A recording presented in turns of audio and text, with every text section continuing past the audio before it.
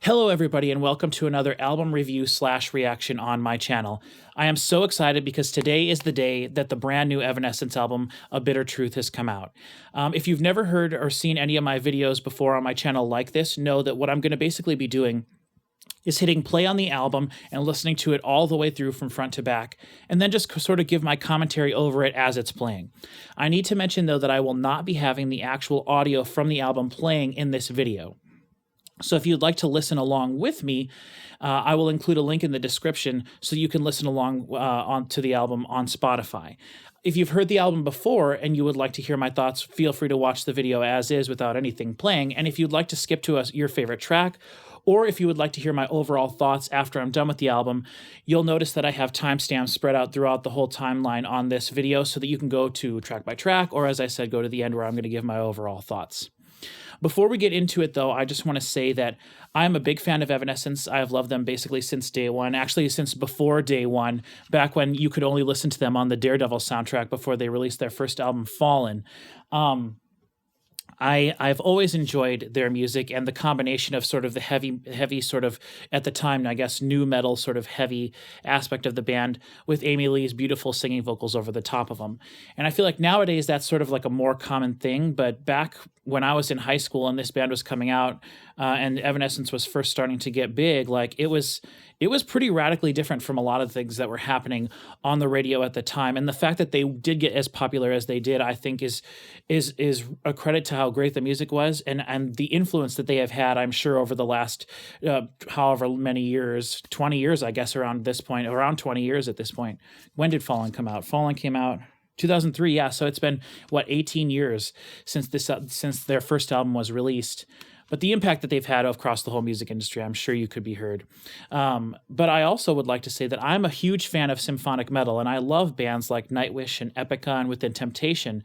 And I never would have, at the time at least, associated Evanescence with those bands or considered them to be part of like the same genre. But when I think about it retroactively and some of the more recent things that Amy Lee has done with the band, you really could make a really compelling argument, I feel, that Evanescence is and has been from the very beginning a symphonic metal band. There are many symphonic metal bands that are significantly less heavy or have less sort of more electronic elements to them and less symphonic elements. But anyway, I'm not here to debate genres and everything. I just wanted to point that out. That my opinion of Evanescence has always been of them kind of as like a rock band. And I don't know if that's just because I didn't know that much about symphonic metal at the time. And anyway, it doesn't matter. I'm rambling, but I just want to say I've always loved Evanescence. I love all their albums. My favorite album of theirs is actually The Open Door, which is their second album. And I actually, you know what? I don't know if I can say that anymore, that this one is my favorite album of theirs, because if you follow my channel before and you've seen, this is their third album, self-titled, if you've seen any of my videos or talking about my top 12 albums of the decade that I released last year, that being the decade from 2010 to 2020, you'll know that Evanescence album that they released in that decade, called Synthesis, I believe was my number 9 favorite album of the decade. It is an absolutely fantastic album that I highly, highly, highly recommend. If you've not heard this album, please look it up and go listen to it. It is basically just Amy Lee's vocals and then orchestra playing the music from the song, along with a lot of very, very cool sort of dark sounding trip hop electronic beats and some synth bass. And it is incredible. There's no guitars. There's no feeling of a live band. It feels like a classical album mixed with this very, very, very cool sort of dark gothic-y sort of trip hop electronic elements, which is just so cool. It is a very special album. But this is actually my favorite Evanescence album. It's so incredible. And the fact that this is the last music that Evanescence released gets me pretty hopeful and excited for this new album, even though I know that this album is supposed to be a return to their more sort of like rock metal roots. So I'm really excited about this. I have not heard very much of it. I did want to also mention that I looked up right before this. Normally when I do one of these videos, I have the CD version, and I like to, read through the liner notes and everything and become familiar with sort of the production notes and everything of the album before I do these videos. But I don't have the album in this case because it just came out today, and I'm waiting to try to get the Target exclusive version of The Bitter Truth, which has 2 bonus songs on it. I believe it's actually the same as the Japanese version of the album. So there's 2 bonus songs. And so I'm waiting to try to get to a Target at some point in the near future and get that. So I don't actually have the CD with me, or I'd be displaying it as well. But I did look online at the credits of the album, and I just want to mention that for this album we're going to be listening to, which is, again, The Bitter Truth, we have Amy Lee. She is credited with doing the vocals, playing piano, playing keyboards, and then also additional programming, which, if you're someone who isn't in the know with additional programming, basically what that means is sort of some of the different electronic elements that you're going to be hearing. It could be programming electronic drums. She and Evanescence have always loved to use very cool electronic drums that sound very trip-hoppy, and I know Portishead is one of her big influences. Beth Gibbons from Portishead is one of her big vocal influences.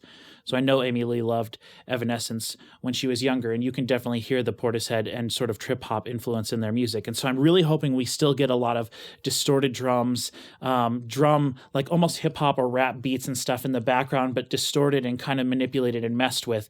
That's one of sort of the signature Evanescence sounds that there wasn't a lot of actually on their self-titled album. That album felt much more like just a straight-up rock album. There wasn't even a ton of piano in that one. So that one is kind of a little bit different from the rest of their music, but we'll see how this one goes. So along with Amy Lee, we also have Troy McLawhorn, who is credited with guitar, Jen Majura, and I apologize if I'm mispronouncing any of these names, but we have Jen Majura playing guitar, Tim McCord on bass, and Will Hunt on drums. Now, I did look, and on this Evanescence album, Troy McLawhorn, Tim McCord, and Will Hunt played their respective instruments on this as well. So this album came out 10 years ago. The Bitter Truth is the first Evanescence album we've gotten full of all new original material in 10 years, and that is just absolutely incredible to me. But the fact that she still has 3 of the guys from the band that recorded this album with her 10 years ago in the band means that they are a pretty solid unit. And then obviously the addition of Jen Majura on guitar as well means we've got a new person, so who will see if we can feel Jen's influence. I also want to point out, because to me, one of the most important things when you're listening to something is the production of it, the production mixing aspect of it. I worked at a recording studio for many years. I've worked on a few musical things, not anything huge or great or anything like that. Nothing that I assume would touch 1/100 or 1/1000th of how amazing I hope this Evanescence album is.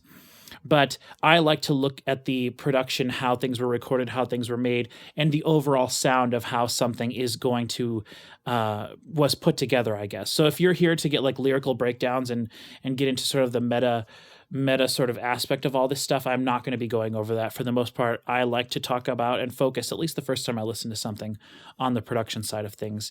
And with that in mind, I just want to mention that this album was produced and mixed by a guy named Nick Rosguilnex. And again, there's no way that's how you pronounce that name, and I apologize so much, but I wanted to shout out Nick for being the album producer and the mixer, because he is basically the one that was in charge of how everything sounded. And there's a lot of people that worked on this album. I looked at the credits online, but I wanted to specifically shout him out because I don't think a lot of producers and mixers get a lot of credit, or at least as much credit as they deserve. So the only other thing I want to say when I was looking at the credits was that track 8 seemed to be sort of their big one. I have heard none of the songs off this album, by the way. I've heard no singles or anything like that. But track 8 had a bunch of people featured as guest vocals, and I think there was sort of like a guest production and stuff on it as well. So I assume that's sort of like the big one, and I can't wait to get to that one. Let's see. Is there anything else I wanted to mention? I don't think so. Let's get into it. You guys, we get a new Evanescence album. I am so excited about this. I really, really, really, really, really, really, really hope that it sounds good. I hope it sounds great. And I hope that... one other thing I was going to mention while I'm hooking up my headphones and everything is that I did read an article online a few weeks ago that this album was originally supposed to be them going into the studio recording with 4 different producers, 4 different studios, 4 different sort of recording engineers to sort of help get the overall sound of the album to feel extremely varied and have three or four different sets of songs that have sort of like a different production mentality to them. But because of coronavirus last year, they ended up going into one studio and recording the whole thing there. And I know that studio they were specifically going to first, they were going to try to help that studio have them get this very raw sort of metal or hard rock sound. So I'm going to assume that that heavier raw sound is going to permeate the whole album, which wasn't necessarily Amy's vision for this album from the beginning, but we'll just have to see what happens. I'm really hoping for, as I said, some good production stuff in terms of the things you hear in the songs that aren't guitar, drums, bass, vocals, and I want to hear piano, and I want to hear some different things like that. So let's go ahead and get into this. I am on Spotify listening to this, as I said, because I don't have the CD, which means I'll probably get an ad. So if I do get an ad, I'll just cut that out, and I'll try to make it as seamless as possible if you are listening to this without having to listen to ads or anything, so that it just flows from one track to the next. But with all that said, with all that preamble out of the way, let's go ahead and listen to, for the very first time, The Bitter Truth by Evanescence, starting on track 1, Artifact / The Truth. I see that it's only 2 minutes and 26 seconds long, so I'm going to assume that it is an album intro, but let's listen and find out. I'm hitting play. It is going.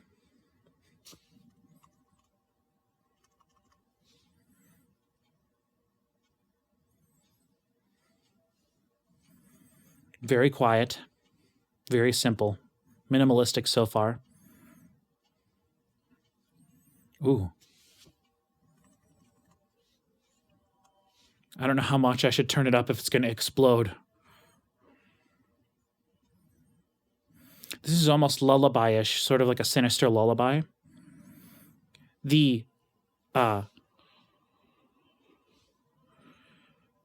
That keyboard part that's playing has almost like a very slow tremolo effect on it, a delay sort of going back and forth. With headphones, it's very cool. Okay, now we've got some synths coming in. So I assume that was what Artifact was, and now we're in the second half of the song, which is The Turn.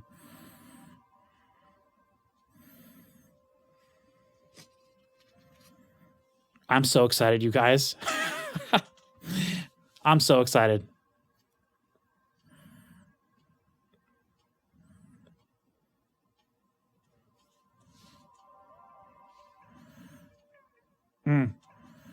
Ooh, that low bass.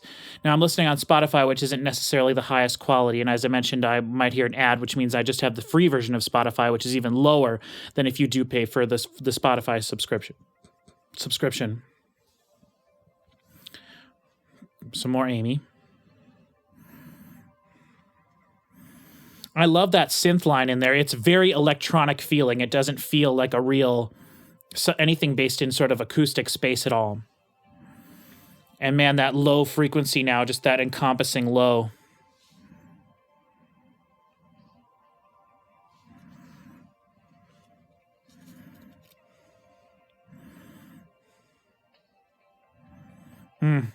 Some drums. That's pretty trip-hop sounding. We're almost to the end of this track.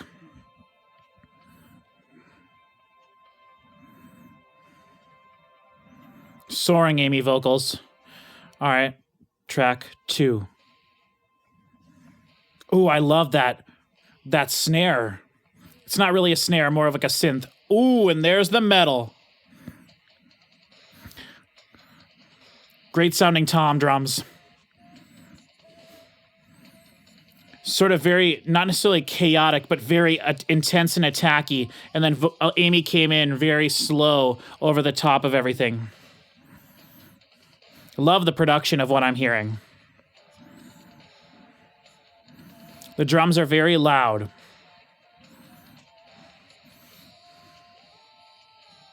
Sounds like a synth bass in there.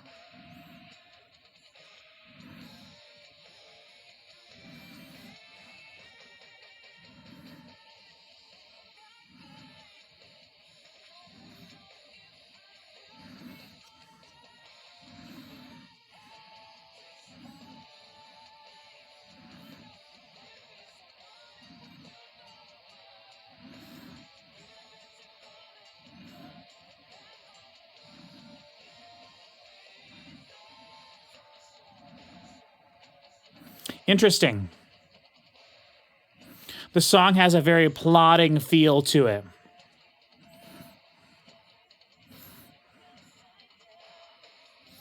There's a lot of things happening that are sort of swaying almost, sort of digital sort of synth sounding sounds, kind of ominous, like creepiness that's going back and forth. The drums are very loud and very intense, and I feel like her vocals are almost a little bit too quiet, which is interesting.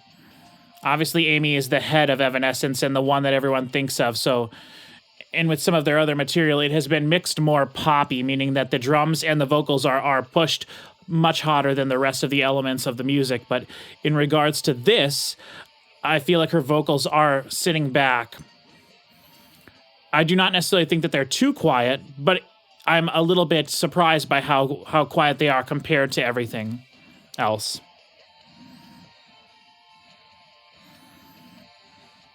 So far, the guitar part has been very simple, which is what I was expecting for Evanescence. I wasn't expecting any crazy, like, heavy metal riffs or anything like that, but you never know. They could surprise you, and they have done some very cool, interesting, heavy things in the past, so we'll see. And as I mentioned on Synthesis, they did a lot of different things on that album, and I'm assuming Amy learned a lot recording that album that I was hoping that would carry over to this in terms of just how to mix all these different elements together to form a song and focus more on the things that aren't drums, bass, guitar. I have heard no straight up piano sound at all. I assume we'll get a ballad later on in the album, or two maybe, but so far no piano.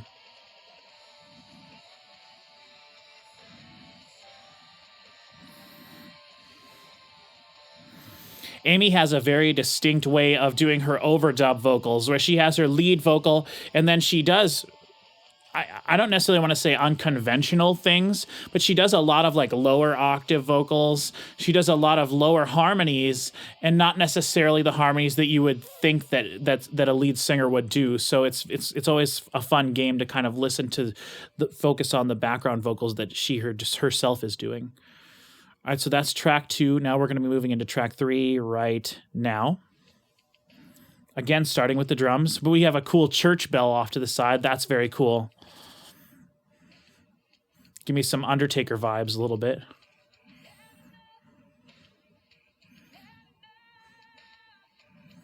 Ooh, that bass is cool. Sounds like it's a mixture of real bass guitar and some more synth bass stuff. It's kind of like a crinkly, crumply sound.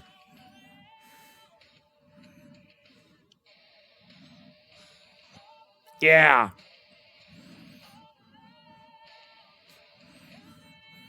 Her vocal style of overdubs is just so uniquely hers. I'm not a singer, so it's hard for me to even comment on it, but there's just something so uniquely her about the way she does her vocal overdubs. And I have to mention that this is something that's really I love, but the drum kit is mixed from the perspective of the drummer and not from the audience, meaning that the hi-hat is over on the left side and the ride is over on the right, and the toms are spread out in such a way that the drums are from a drummer's perspective, which is the way I prefer to listen to a drum kit. So that's kind of interesting. I always enjoy that when an album is mixed that way. A lot of mixers or producers will make the album sound like they're looking at the drum kit from the front rather than sitting behind the drum kit. So that's always interesting to me. It tells me that this Nick guy that produced and mixed the album is probably a drummer.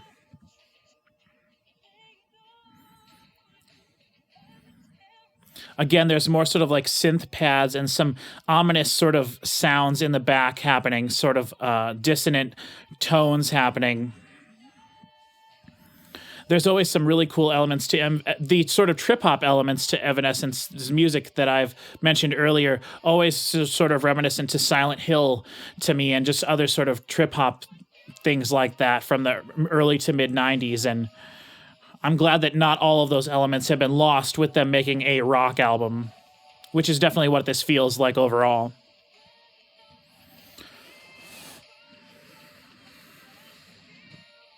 So far, this sounds like Evanescence, and I haven't had any surprises whatsoever. Obviously, we're only on the second full-length song, but I'm loving it so far.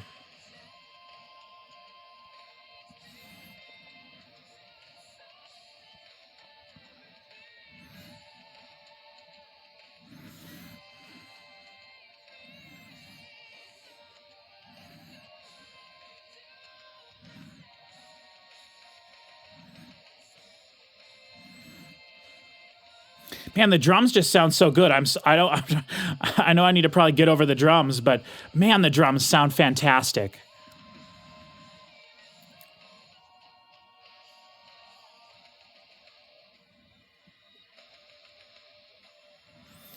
Some of these additional elements to the song, the programming I was talking about earlier, are reminding me of In Flames a lot. This riff is sort of In Flames. This whole part could be in an In Flames song. More modern In Flames, of course. I was wondering if there were going to be any guitar solos on the album, since their first album had, you know, with Ben Moody in charge, had several guitar solos spread out throughout the album. A lot of the songs had them. Just a few little 4-bar, 8-bar guitar solos. And we haven't really had a lot of that since then.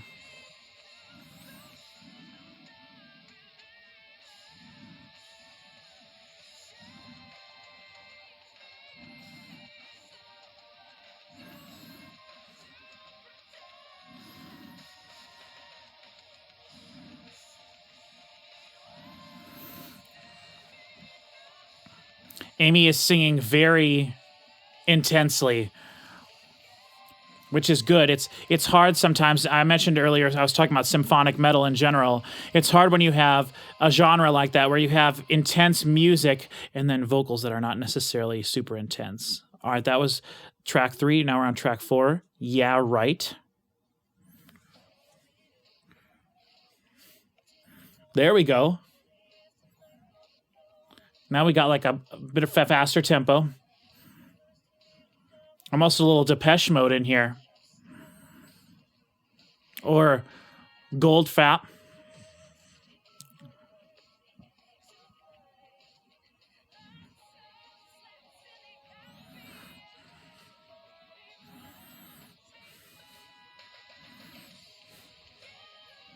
Half-tempo chorus. It definitely feels like a rock album. What I was saying, though, was when you have a vocal that's like a soaring, not necessarily intense vocal over intense music, sometimes it can be hard to juxtapose those two things.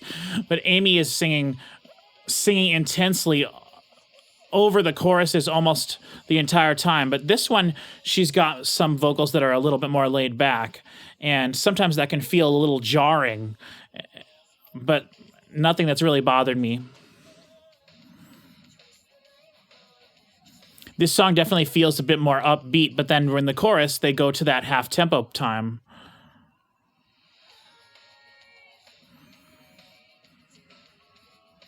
There's a little bit of sort of like a piano thing in the background happening.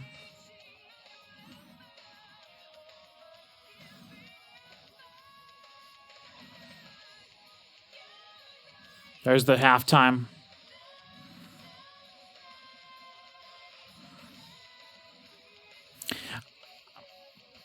It's interesting. I don't know if this is what I was expecting or not. Because it does sound like Evanescence, and I like the production aspects of everything happening, but I don't know.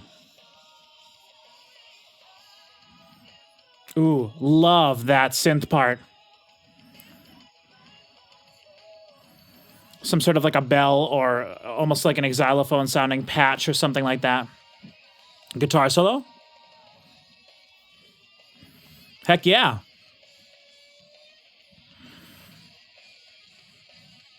Interesting that the guitar solo is switching from left to right to left to right. That's interesting. Interesting choice there. Having the guitar solo moving around as an effect. And it was jarring too. It didn't pan slowly. It went from here to here to here. It's interesting.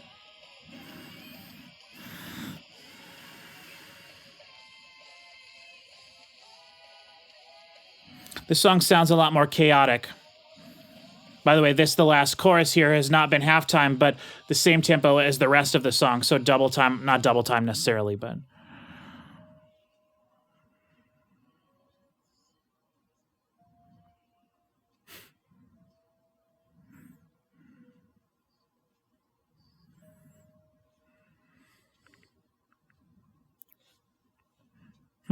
I like that one. That's probably my favorite track so far, I would say.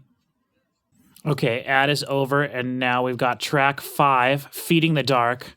Loving it right away. Ooh, that bass. The big spatial feel of the drums. Yes, this is more of what I was expecting. More of a gothic-y sort of slow, again, trip hop. Now her vocals here are spread very wide, which I'm not a fan of. I assume they'll go back to the middle once the song gets going a little bit more. No. Staying with the wide vocals, but we have the guitar. Ooh, I love it. It's a cool riff. Cool guitar riff.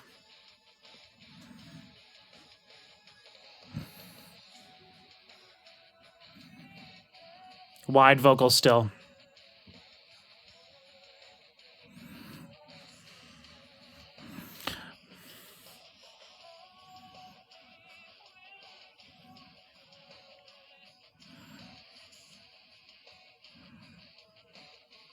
Man, that snare sounds fantastic.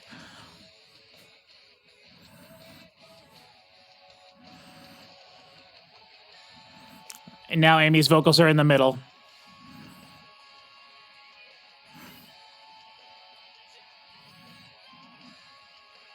Pre-chorus?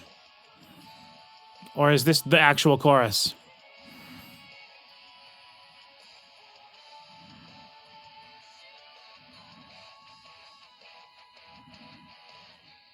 Okay, that was the chorus. Felt more like a pre-chorus than an actual chorus. Interesting.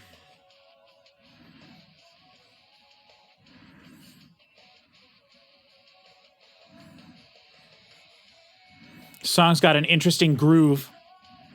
Love the way the guitars sound nice and crunchy and thick.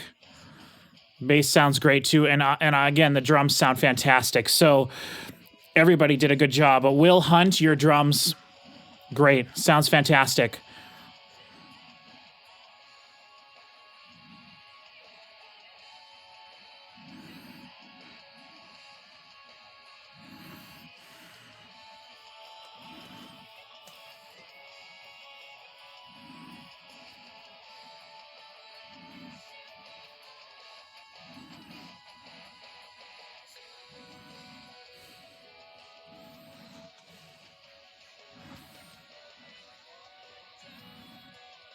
Now I hear some definite piano in the background. There's a lot of things happening, and they're all sort of competing for the foreground. Interesting guitars there, spread wide, overdub, guitar overdubs. Now the guitar solo. Heck yeah.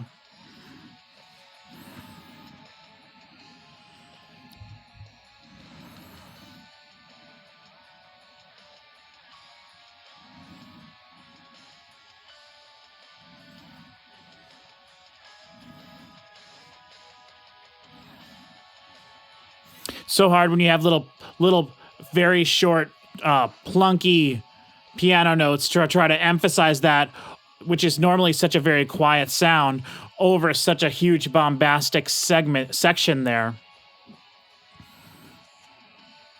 But hearing that one piano note played at the beginning of every measure, it's cool. A little heavy here. Okay. So that was track 5. We're going to be on track 6 now. This is the track Wasted on You.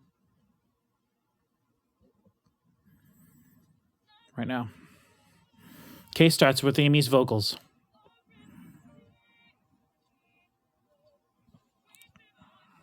There's her background vocals again. is very different sounding. Interesting. A lot of reverb on Amy's lead track. Her background vocals are dry.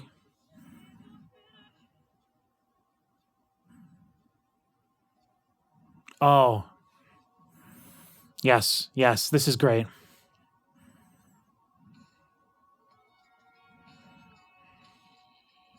Ooh, that sort of sound. This is sounds like something that could have been on synthesis, which is very nice. I had read that some of the songs on this album were sort of leftovers from their self-titled album and from synthesis sessions. So right away, this reminds me of something that could have been on synthesis. This song, her vocals feel a lot more intimate, which is something that I think I was kind of missing on those previous tracks. Everything was so rock and so in your face and intense, and she had these soaring vocals over the top of it. I think that's kind of one of the things that I was missing. I'm conflicted. I like this a lot, though.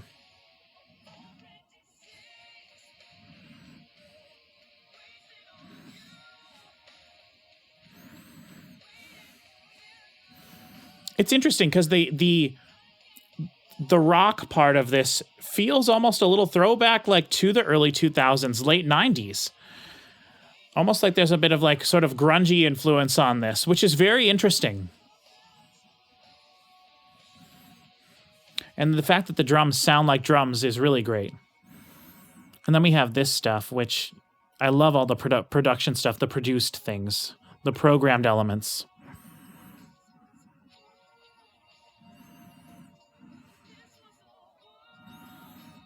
And the way she's able to play with herself on the vocals, like go back and forth with her own overdubs and background vocals is very cool. She obviously takes the time to map out all these different vocal parts.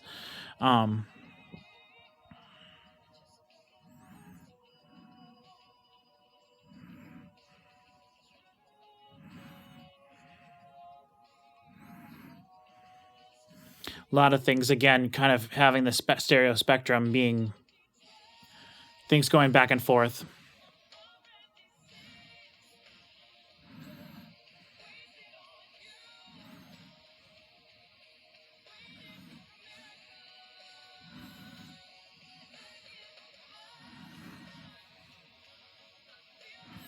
I have not heard very many sort of symphonic elements at all. You know, this to me almost feels a little thin, like there could be something bigger going on here with the band. And that's interesting that this part of the song feels that way to me, because the verses so far were all these other things happening other than guitar, drums, bass. But then now when everything's going, it's pretty much just that. And I feel like I'm missing the extra things that could be there, the string parts, the whatever. And to me, that feels like they were trying to make an album that they could perform live, and they wanted to stay true to the sound of the album when they're performing live, which is not something I necessarily care for. I want a band to leave everything in the studio. I want them to bring every trick that they have, try to make the best sounding album that they can, and screw if they can totally like recreate it perfectly when they're on tour. But this sounds like they were focusing on having that rock band sound, which is what I said. That's what I said at the beginning that I had read and heard. I'm just a little bit surprised. I don't know if you can tell listening to me, but like I am conflicted over how much I like this. I definitely do like it all, but I am conflicted. Okay, track 7 now. Better Without You. We got a little wind-up music box here.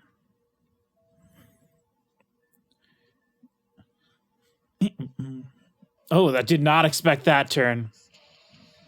Ooh.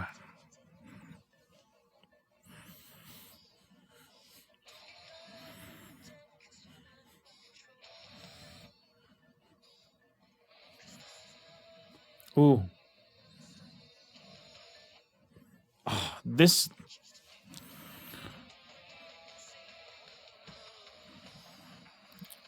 Yeah. Yes, love it.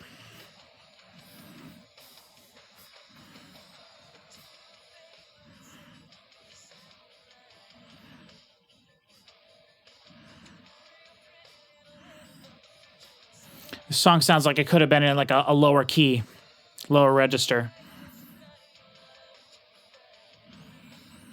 And Amy has the ability to sing very confidently lower too, so that's cool.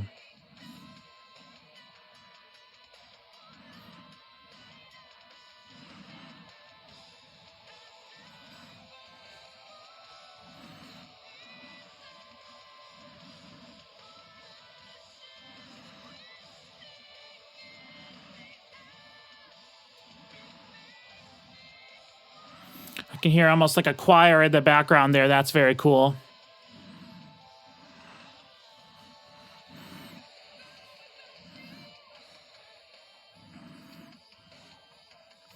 I think one of the things that is odd to me as I listen to this is that the choruses aren't catchy. And I definitely don't think that all music needs to be like hold hands, sing along, catchy, you know, but like, I don't know. Like I said, I've said multiple times, I feel conflicted listening to this because I don't think I'm liking it as much as I wanted to. I think I wanted the album to be a little bit more playful and fun, not necessarily happy.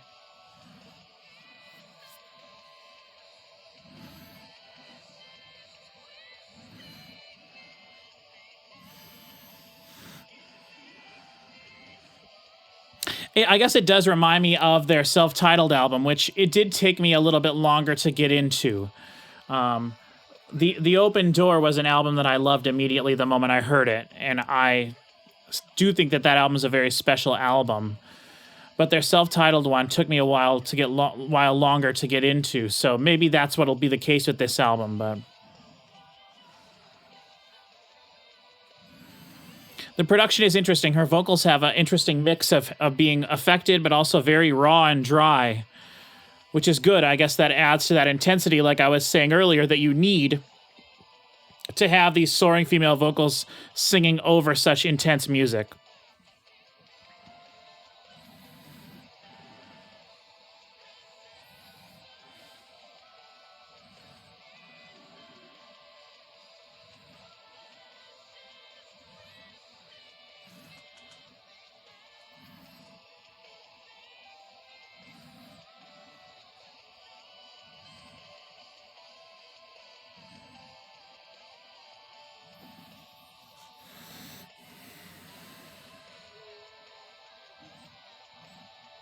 I hope they go back to that main riff at the end of this song here.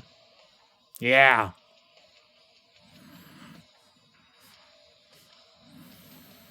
Could have had him go through it another cycle, but... Okay, we're going to be on track 8 now, which this is the big one that had a bunch of different people doing guest... What the heck? Another ad? Okay, advertisement over. Now we're on track 8, the big one. Now, this one featured a lot of different guest vocals, including Lizzie Hale from Hailstorm and Sharon Denadell from Within Temptation. So I don't know if we'll be able to tell that those ladies are in here, or if it's more of just a big chorus of voices, but...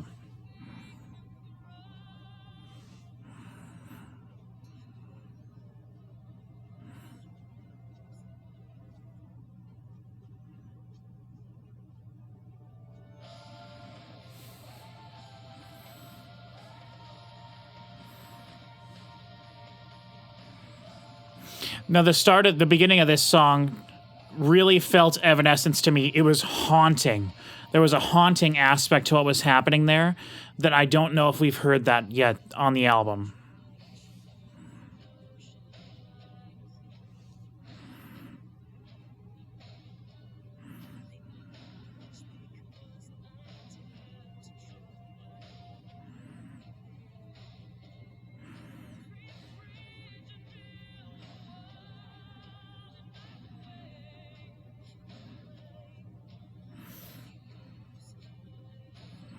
I was trying to decide if this was Amy still singing, and I think it was the whole time.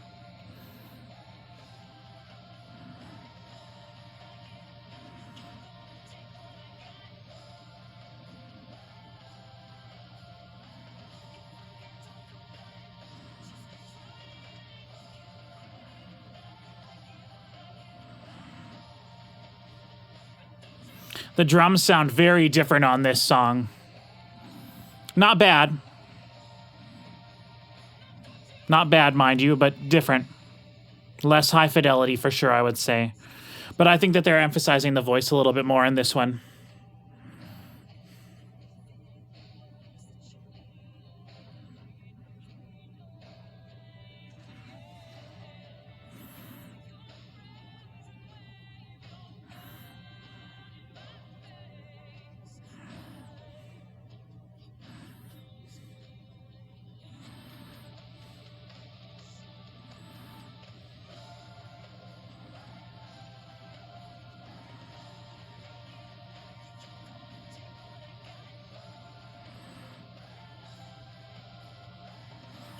With the big gang vocals in this part, the big chorus vocals. This song gives me a little bit of Within Temptation vibes, I guess.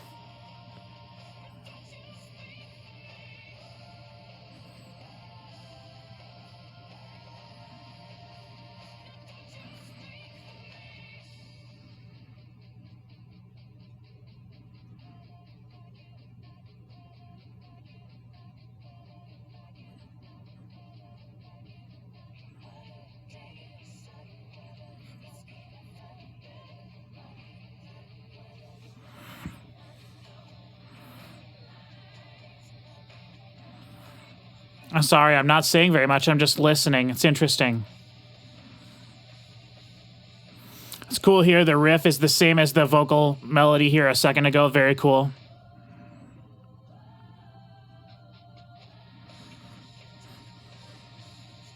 Okay, so all the gang vocals must be where all the additional musicians were coming in, and that's really cool to have some of these very famous singers contribute to a song, but just have it be background vocals. That's pretty nice. I like that the intensity of the song is building up, but now there's a part going on there that was not very intense enough to really understand what was happening. It's interesting. A lot of the songs are ending kind of abruptly. I'd like some outros on some of these songs. Not necessarily, fading out or anything like that, but just a little outro to give me some time to process everything. Oh boy. That synth bass line.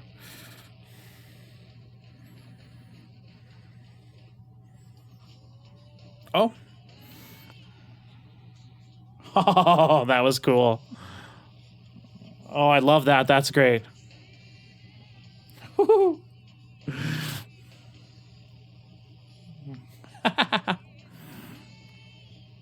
my gosh, this is going to be so fun when they play this live.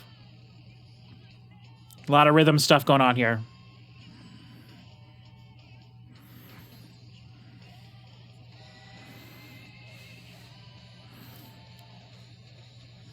Oh, yeah.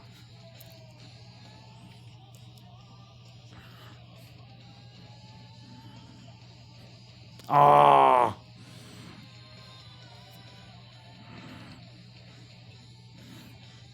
Yes, I love this.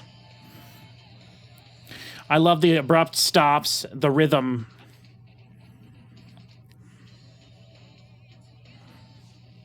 Oh my gosh, I can't even. That's so cool.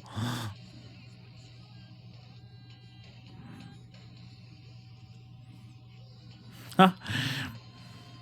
Having those sort of like abrupt stops and pauses, like it's like the song is stopping for a second and stretching, taking some time to stretch the song. It's very cool. It gives it almost this unsettling feeling with the rhythm. And then having the chorus be with that, yeah, that, It's great. This whole song is about the rhythm. It's all about playing with what you expect it to do and then doing something slightly different.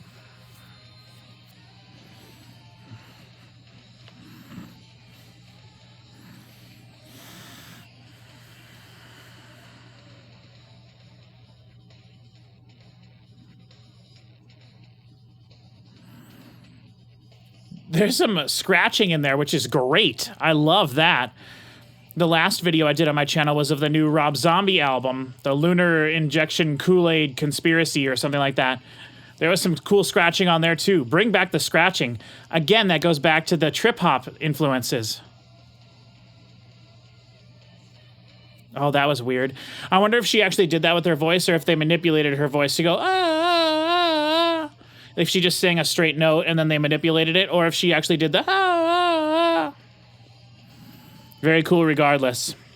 This is by far my favorite song on the album, by far.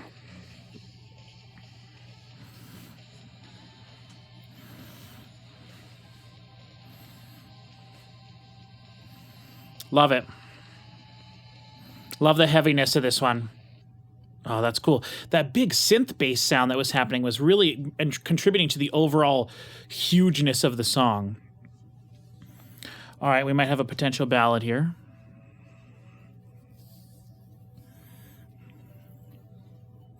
This song is Far From Heaven. We got some strings going on here, and that sounds like a real strings section.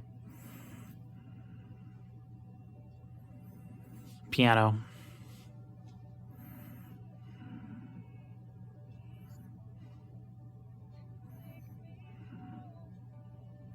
Her voice very intimate, very close, very dry.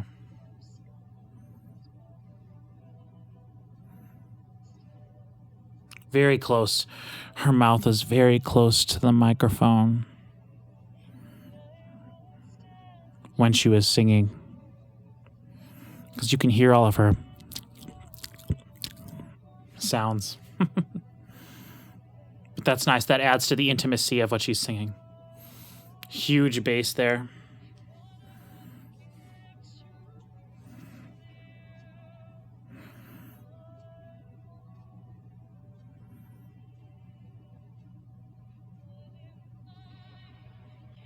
Ooh. If you're enjoying this and this is your jam, please go listen to the Synthesis album. I wouldn't be surprised if this is one of the songs that was sort of left over from those sessions.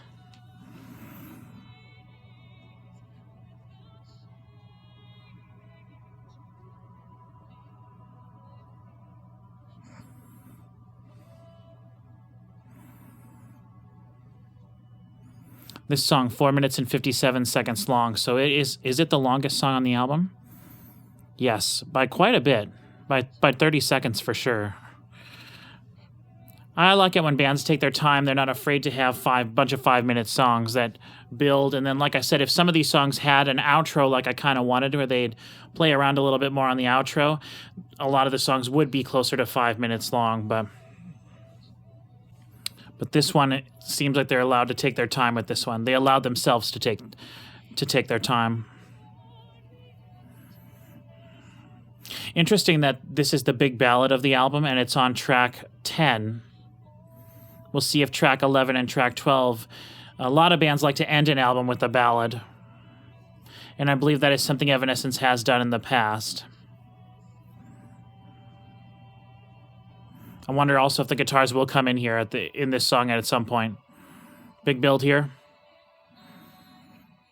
Nope. Resolves just with the kick drum, some programmed drums in there, and just having the lush strings and the piano.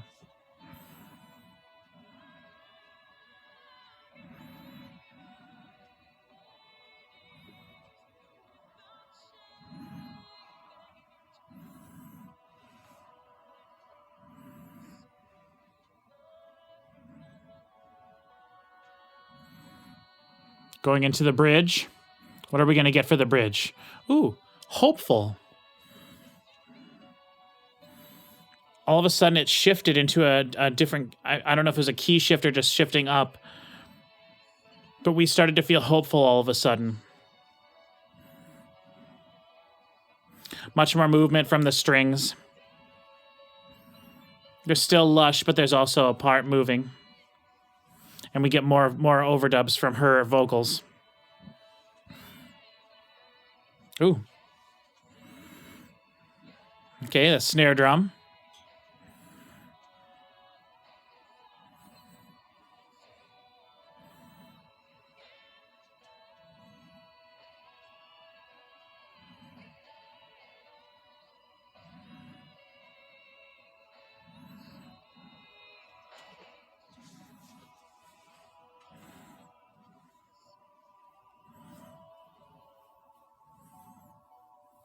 Love it. Great song. Wouldn't have minded if the drums and everything kind of came in a little bit at the end here, but it didn't need that. It really didn't need that. The focus of this song was obviously her vocals and the strings. And that's very different from anything we've heard basically on the album thus far, so. Now, as opposed to the beginning of the song, we have her voice very affected, much reverb on it. Sounds much farther away. Very cool. Very cool. Track 11. Another ad? Okay, track 11. Kicking it off right away with the bang. That's what you do after a ballad. You come in right away.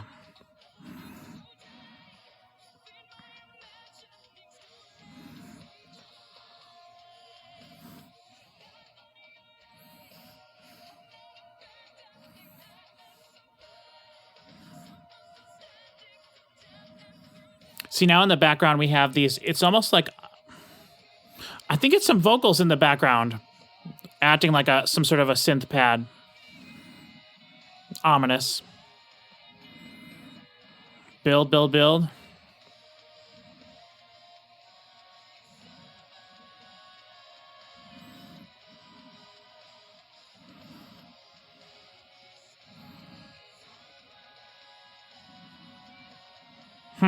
I like it. See, she's starting off lower and going high, and you'll notice those lower parts are harder to sort of distinguish because it's not as intense. Again, it goes back to what I've said multiple times now, the intense music with juxtaposed with the sort of lush female vocals, soaring female vocals over the top of it. Sometimes those things don't necessarily mesh very well. It's all about the energy being put into the sounds created. If you're trying to be very emotional and very centered and very, deep into it, but the music around you is chaotic, those two things don't necessarily always mesh. I hope that makes sense.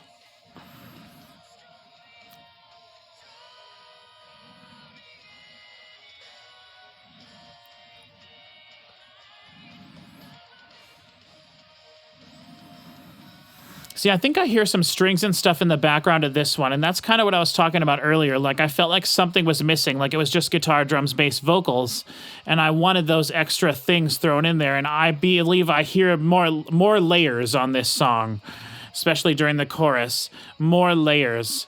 And to me, that's one of the things that makes it kind of stand out from the other songs on the album I've heard thus far. Some of them really stuck out because they were missing those elements. Mostly during the choruses. The verses usually have all sorts of sweet little sprinkles added into the mix.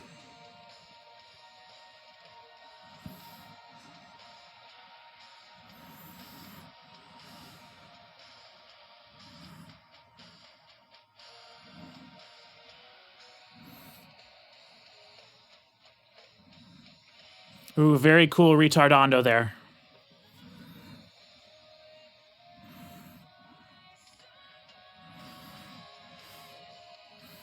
It makes the song feel even faster when you come back in after that.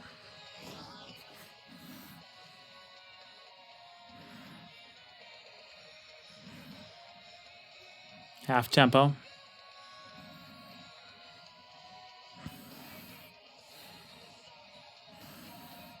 I like that. This is probably my second favorite song on the album. Those first few sort of like jarred me so much, it's hard for me to even remember. I like this one, though, a lot.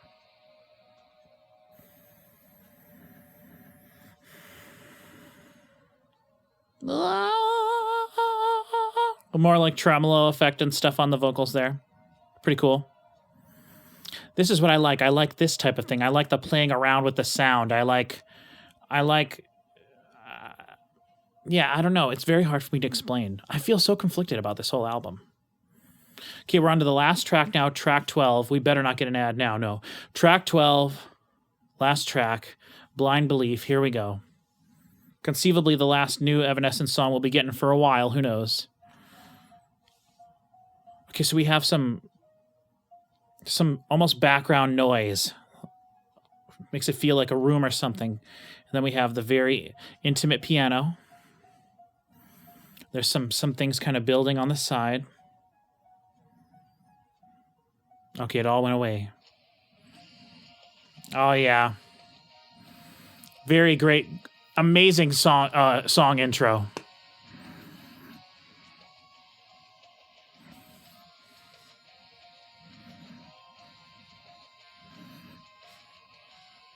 There's a little bit more complicated guitar riff there.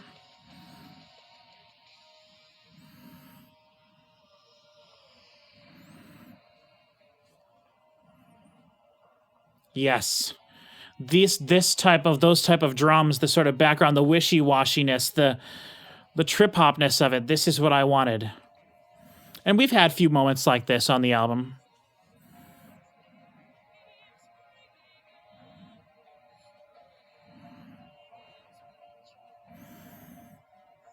I'll be interested to see if there's any particular reason they felt this song should be the last one on the album, if it ends very bombastically or what.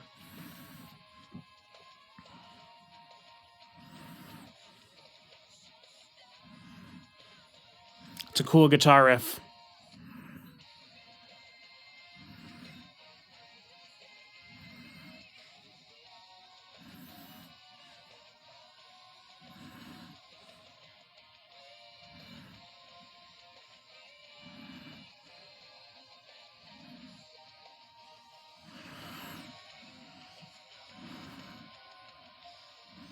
I like that chorus.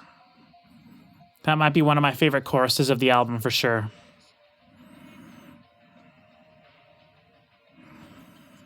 Love the drums. Totally different than the first verse, but the same sort of effect. Love it. That was what I was expecting more of that. That's one of the reasons I like The Other Side so much. I'm sorry, not The Other Side, The Open Door. The verses on this album just are, there's such amazing special additional sort of production stuff thrown in there that it makes the verses feel really special. And we haven't gotten as much of that on this album as I wanted. I want the songs to have downs and ups, not downs and ups, I guess, intense moments and quiet moments, and there we have gotten that. Love the melody here, though. Okay, this is the bridge of the last song on the album. So is this song going to do anything special to make it deserve that last track on the album, the coveted finale spot on the album? Such massive sounding guitars and drums and bass, though.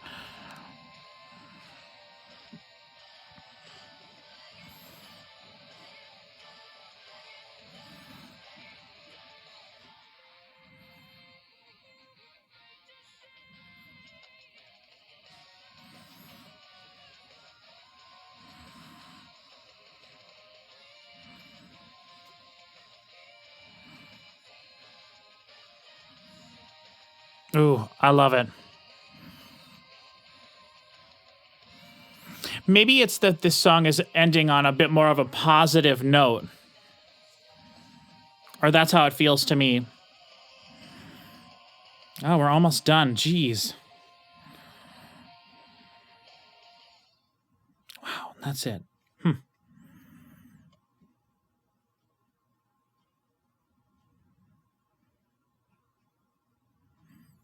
Dang. Okay, well.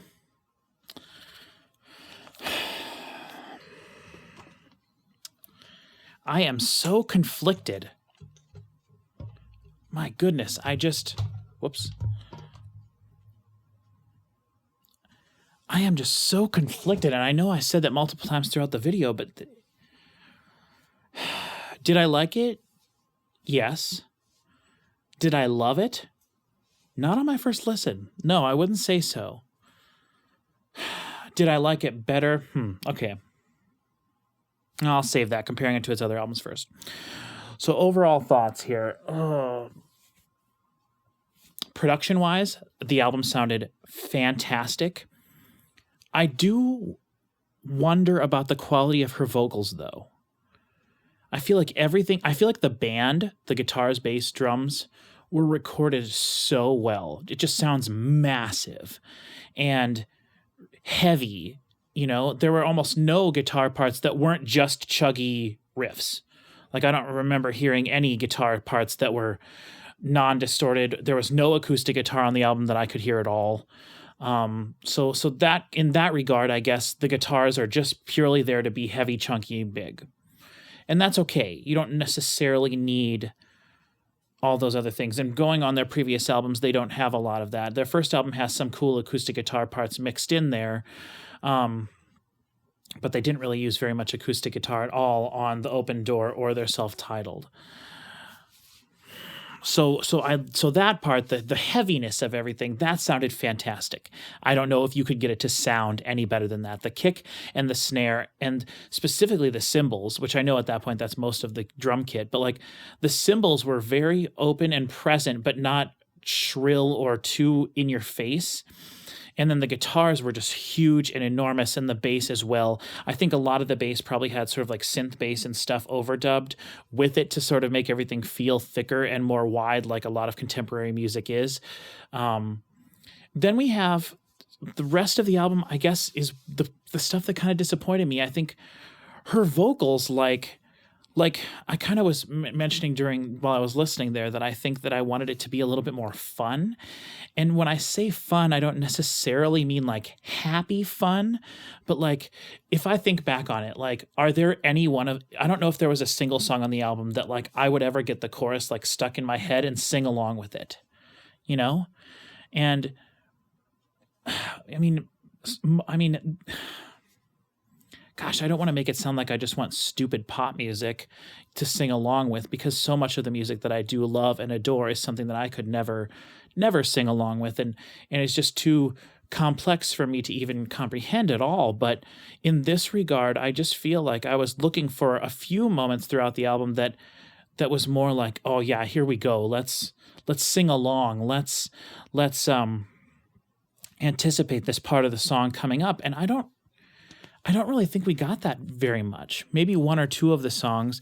The last song had, I believe, the most singable chorus to it, but I can't really picture myself. I mean, obviously, Amy Lee's a great vocalist, and so everything she's doing is so far beyond most of us average humans, you know. But at the same time, you know, there is something to being able to sing along with the song, and I don't really think that most of these songs were really the fun factor was missing in that regard. It's very interesting. I don't know. I don't know what I was necessarily thinking of, or I don't know what I was necessarily thinking that I wanted from this, or what wasn't there that I thought should be. I think if you compare it to their previous albums, so Fallen is, of course, like the classic. Everyone connects Evanescence with that album, but that album was mostly Ben Moody, and that album is so formulaic in the way that it's put together. Every song is basically the exact same thing, but there was enough differences in the choruses and in the melodies to help distinguish song from song. And one thing that really helped that album was the guitar riffs. Some of those songs have such cool signature guitar riffs that really make those songs sort of on that album from song to song. Each song does stand out from itself. I would say the production on that album was much more straightforward. It was a band sounding like a band. There were some certain sounds and things sort of enveloped in there, but nothing too crazy. And then Amy's vocals were amazing. And it was a lot more dynamic and a lot more sort of like, this is a band that's putting out everything that they can, but not a seasoned band. And I love that album. It's a classic for a reason. And then we get to what I consider to be my favorite sort of like Evanescence original material, which is The Open Door. And I love this album. I love how it's made. I love all the string parts. She has a whole song on there that's based off of a very famous Mozart movement from one of his symphonies. There's a lot of moments on this album that aren't heavy, and that's what I love about it. There's a lot of moments that aren't heavy, or where the song will start and it's very minimalistic, some sort of sound effects and stuff, maybe an Amy singing, and then some drums will kick in halfway through the verse, and then the first chorus will be a little bit more drums, maybe a bass and Amy singing, and then during the second verse is where the guitars and the heaviness all comes in. And so the song feels like it has more time to breathe within its own sort of like structuring, if that makes sense. Didn't really get that too much here. There felt like there was a lot of things happening during the verses, including some guitars. And then when it got to the choruses, the guitars and everything were just sort of like wide and more spread. And in a lot of cases, the drums were like half tempo during the choruses. And then on top of that, you have Amy going these big, giant, long phrases. And so what it feels like is the song is going, and then all of a sudden it like stops and it's really stretching and not really in a good way all the time, I feel. Then, of course, we have their self-titled album, which was released 10 years ago, and that album is really interesting. I was just listening to it last night to sort of get ready for this, to get myself hyped. This is the album that I like the least of all the Evanescence material. However, like I said, the more I listen to it, the more I appreciate it. I think 2010 was not necessarily the height of the compression wars, but definitely this album is overcompressed. Like, anytime they're crashing on the cymbals or hitting the hi-hat, everything just feels like it's washing, like it's expanding and contracting so much because everything is like tied to the kick and to her vocals in terms of sidechain compression and everything. And it's borderline unlistenable at parts production-wise in that regard. Some of it's very, very egregious compression use, which was unfortunately the trend at the time. And thank goodness, I believe we're out of that at this point. People know better now. But the songs on that album there's like I said, there is some piano, but there's very little sort of like special sprinkles on that album. It is much more attuned with what this album was. Drums, bass, guitar, vocals pretty much make up all the songs. And again, I understand that that's what Evanescence is as a band, and that makes sense that that would be what should make up all their songs. But that's not necessarily what everything was on their previous material. And I would be really anxious to see if they did get to do what they were planning and go into those different studios to record the different parts of the album, if we would have a completely different sounding album. Or if this album sounds heavy and very band-based rather than effect or programmed based, because they recorded all of it at that one studio that they went to specifically to get a nice, heavy band sound. We'll probably never know. I don't know. Hopefully we'll get a new Evanescence, album in the next 10 years and not have to wait that long. I will say, I think one of the reasons I'm a little disappointed with this is because Synthesis is such an incredible album. And I understand that Amy was trying to do something different with that album from the very beginning. It was only meant to be a recreation of a lot of their music that she felt would fit the format and just use orchestra, programmed electronic stuff, and her voice. And it is just so fantastic to me. But at the same time, I could see how someone who loves the rock band part of Evanescence would be really disappointed with that and be like, what the heck? There's nothing here for me to like rock out to jam out to. But I like sitting in a quiet room in the dark, maybe with a candle or whatever lit, and putting nice headphones on or having nice speakers going and just like being immersed in what I'm listening to and not necessarily jumping around headbanging and stuff, though there is definitely a time and a place for that as well. But I don't know. I feel like I said multiple times now, I feel so conflicted over this. I would say my first impression is that is neutral. And I think that's kind of what's throwing me off. I feel like I didn't hate it. I didn't love it. I definitely did like it. There's moments that I loved.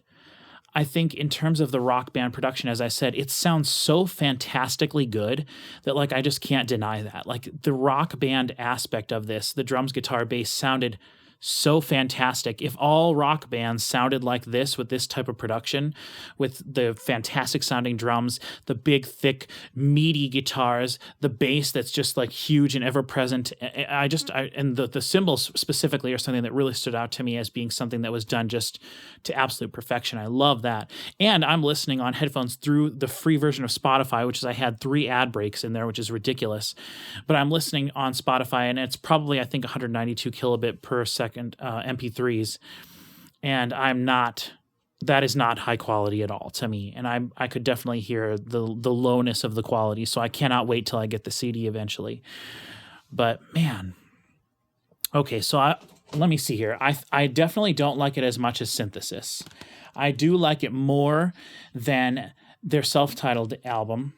I don't like it as much as The Open Door, and now this is really tough. Do I like it more than Fallen? I'm going to say no, because I think there are songs on this album that I enjoy listening to that I can sing along with. And even though the songs, the structuring of this album, everything about it is so formulaic, and I feel like you can listen to it and get the sense like, okay, these songs were, this was meant to be a hit.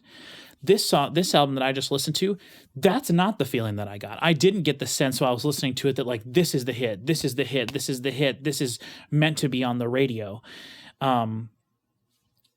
It just felt like some of it felt, oh man, I don't know. It's not generic, man. Man, I just don't know.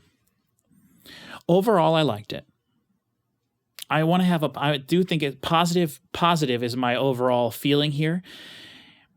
And I definitely, a lot of people think that I'm too critical of music and stuff like this, but I mean, like, that's what I'm doing. I don't want to listen to it if I don't enjoy it. And I just want to sit here and try to articulate for you the things that I did like and the things that I didn't like.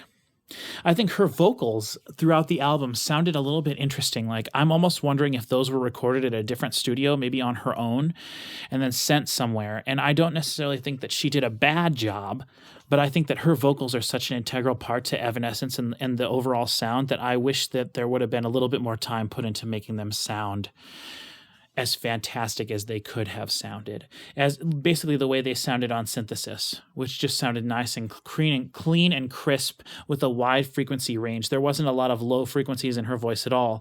And sometimes that makes sense because you don't want any low frequencies in her voice meshing with the low frequencies of the rock band.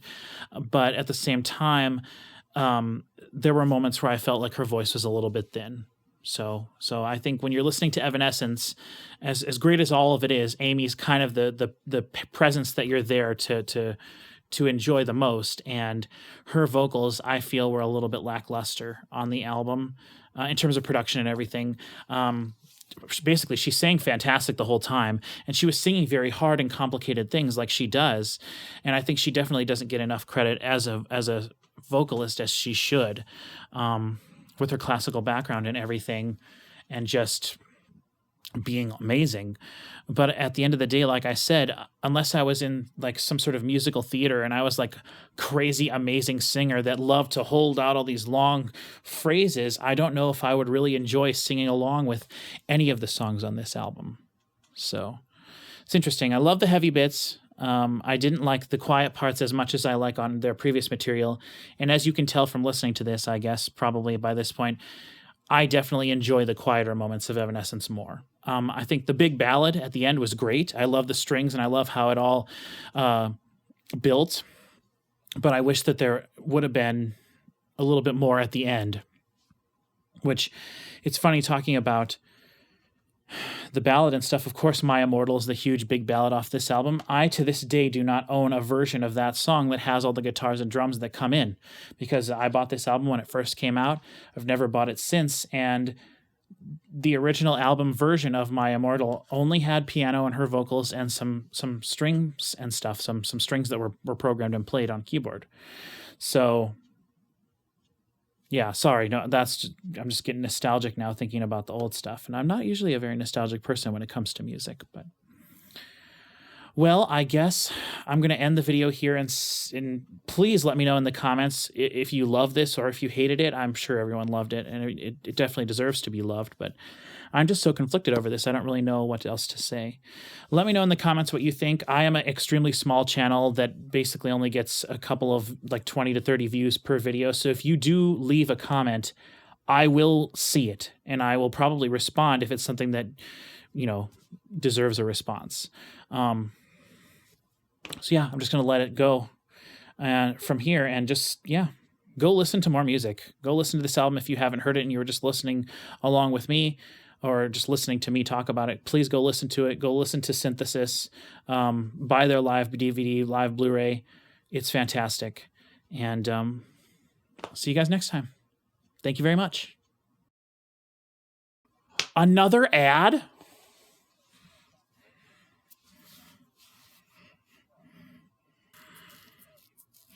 I should have listened to this album on my tablet.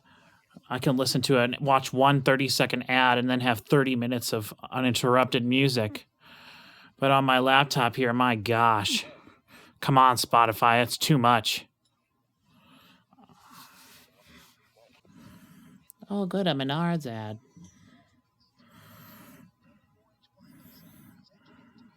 Jiminy Christmas. 11% off everything. Yeah, with the mail-in rebate. So you got to take the rebate, send it in, and then they'll send you your Menards gift card. Still is a good deal if you're buying a lot of expensive stuff, if you're working on your home or something. Hashtag not sponsored.